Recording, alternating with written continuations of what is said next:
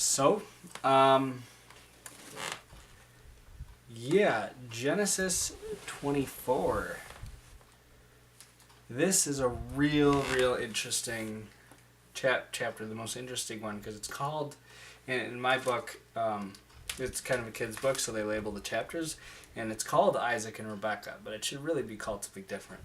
So I'm going to read some things in here for you, because there's some strange things, what you might know about Christianity, and then what they explain in here. I know this is the Old Testament, and then it changes a little bit in the New Testament, actually a lot. But what's interesting, so I'll read you the beginning, 24:3. So here's Abraham talking to one of his servants.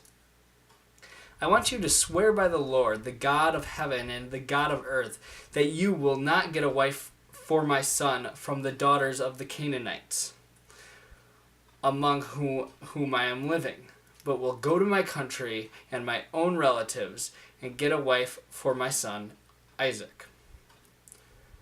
And the servant asked, what if she's unwilling? And he said, if she's unwilling, then leave it alone. You've done your oath. You're good, is what it sounds like. And but you have an angel on your side that this will work out. And he said, okay. So the servant supposedly takes 10 camels. 10 camels is a lot, and I think it says some people are going with him. It doesn't really specify, but it mostly says the servant goes, and he meets this girl named Rebekah. And here's what it says about Rebekah. She was the daughter of Bethuel, son of Milcah, who was the wife of Abraham's brother Nahor. The girl was very beautiful, a virgin. No man had ever laid with her. Okay, I had to read that a couple times because it means she was the daughter. I thought it was saying she was married. She's not married.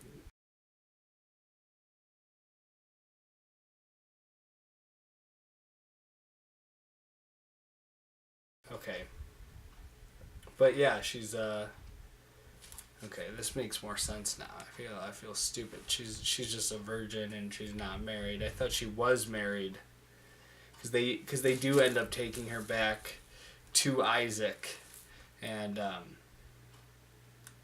the servant gives her like a nose ring and a couple of bracelets. I didn't even know nose rings existed back then, but she liked it apparently and came back to Isaac, and he fetched her and brought her from her family back.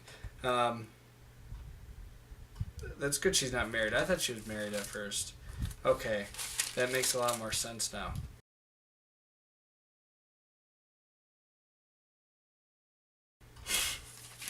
Whoops. But I think it kind of sucks for like the servant dude. He like did all this work, and then this girl just hangs out with Isaac. Like, man, like he thought she was beautiful and stuff. It doesn't say that he liked her or anything, but it's like, really does all this work and it's for another dude?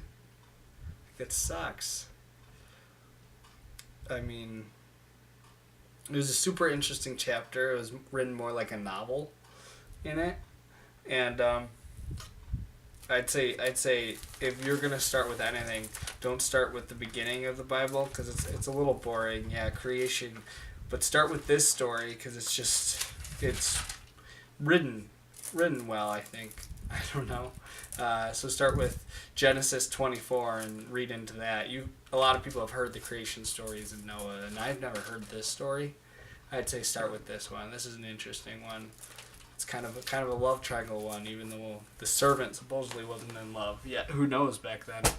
All right. Until next time. All right. Thanks.